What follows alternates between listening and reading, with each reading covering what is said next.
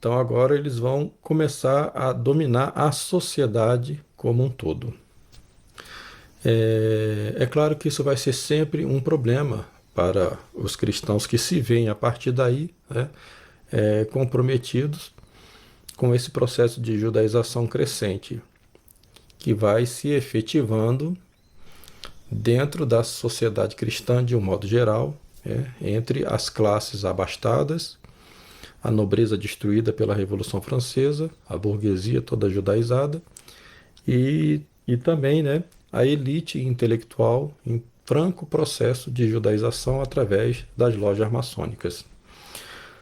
Bom, finalmente nós chegamos, né, no finalzinho do século XIX, essa passagem do século XIX para o século XX, onde acontece o famoso Affaire Dreyfus, ou caso Dreyfus, né?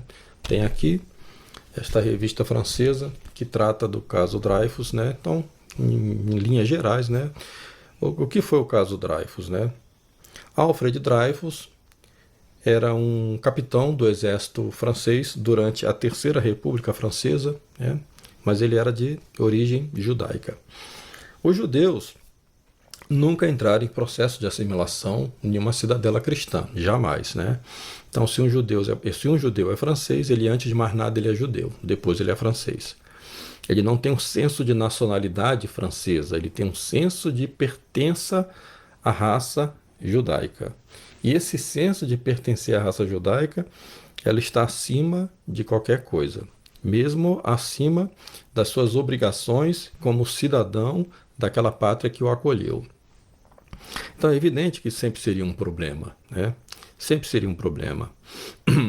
E esse caso do Alfred Dreyfus, ele é muito importante para a gente entender o que vai acontecer depois, né? Porque a França, ela havia saído de uma grande derrota na Batalha Franco-Prussiana, né? Na Guerra Franco-Prussiana, que acontece em 1870, na época ainda de Napoleão III. A França é completamente humilhada, né? Pelos prussianos, que mais tarde vão se unindo e dando origem, né, à Alemanha, a chamada Alemanha moderna, né, que vai se formar a partir de 1870 também, como consequência dessa guerra franco-prussiana. Mas o fato é que essa situação, né, entre a França e a Alemanha é uma coisa histórica, né? Esse conflito aqui, desde a época da fragmentação do Império Carolíngio. Acompanhe depois nas minhas aulas lá no curso também, né? Você vai ter sempre aquela região ali da Alsácia, da Lorena, em disputa entre a França e a Alemanha. Isso vai se acentuar muito no século XIX por causa da Revolução Industrial e da necessidade também, né, de matérias-primas, né? Sobretudo carvão, aquela área, né, da Renânia, do Ruhr, né? Muito importante para o carvão. E o carvão era muito importante também na produção, né, da energia a vapor. Então, a perda desse território da Alsácia-Lorena para a Prússia nessa guerra foi um trauma e um choque muito grande para a França. A França, nesse momento aí, né, entrando aí no final do século XIX, a França está vivendo uma crise da própria identidade francesa. Por quê? Porque nós temos, de um lado, aquela França católica que ainda buscava sobreviver, né? Afinal de contas, nós temos que lembrar que a França nasceu católica, a Igreja Católica é a mãe da França, né? Só que desde a Revolução Francesa, essa França católica vinha sendo solapada, destruída gradativamente, até chegar nesse momento trágico aí do finalzinho do século XIX. Então você tinha uma parte da França que era monarquista, que apoiava a monarquia.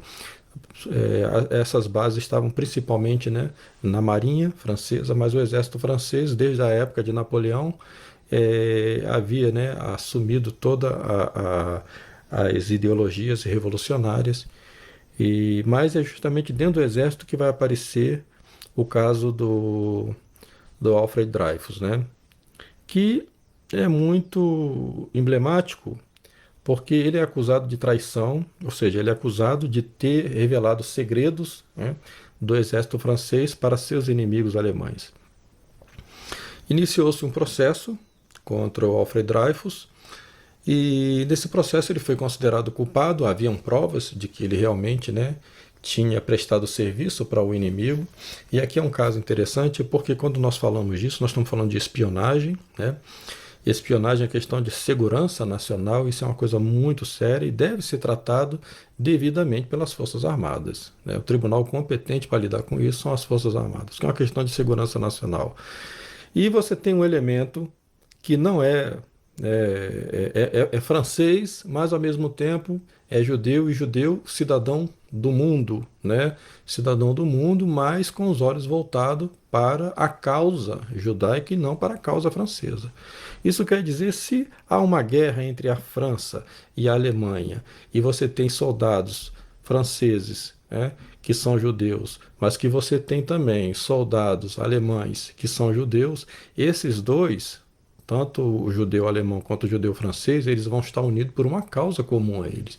Eles não vão estar divididos porque um está na Alemanha e o outro está na França. Isso aqui é muito importante. Então, o tribunal determinou a culpabilidade, né, do Alfred Dreyfus e ele foi condenado até a uma pena leve, né? Ele foi condenado à prisão perpétua na Ilha do Diabo e depois essa pena vai sendo comutada e vai sendo diminuída, né? Quando na realidade o mais correto aqui teria sido corte marcial e fuzilamento por traição. Bom, o fato é que esse caso Dreyfus, ele vai ser emblemático por quê? Porque ele vai trazer à tona, né, um sentimento pró-judeu, né, dentro da França e da França para o resto do mundo. Pessoas muito espertas vão começar a perceber que vale a pena defender aquela causa do judeu que é perseguido, que é humilhado injustamente, para transformar isso numa espécie de personagem histórico.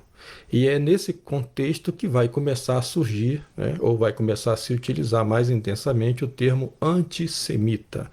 O termo antissemita passa a ser utilizado como uma espécie de slogan, né, para acusar de racismo. Nós estamos falando aqui também de uma época em que o racismo era muito forte, era muito presente, né?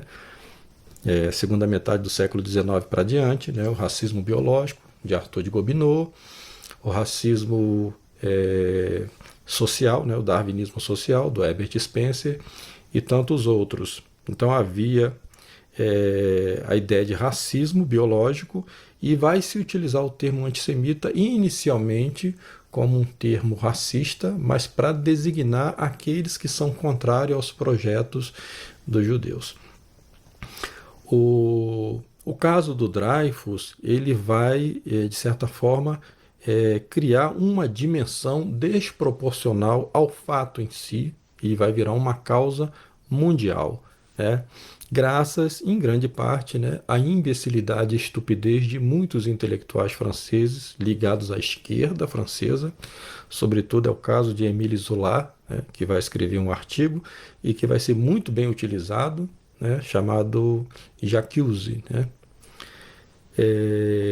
para acusar justamente a França de antissemitismo, aquela França católica. E o processo vai ser revisto e finalmente vai se chegar à conclusão, né, da inocência de Alfred Dreyfus. Então vai ser uma comoção mundial, né, um judeu que foi condenado injustamente e tal. Então aqui nesse artigo, né, esse autor, ele trata do caso, né, André Figueras, e não só esse autor, vários outros autores sérios franceses, né, que vão dizer que a primeira sentença estava correta, né, ou seja, ele de fato era culpado. E ele passou para a história como inocente. Então esse caso, eu não vou entrar aqui em detalhes desse caso, posso fazer isso numa outra aula para tratar melhor desse tema, né? Mas o fato é que o caso Dreyfus vai gerar, né, uma esquerda Dreyfusards, onde você vai ter uma classe de intelectuais, né, toda voltada para essa causa judaica, né? Mais tarde, quem vai beber dessa fonte vai ser lamentavelmente, né?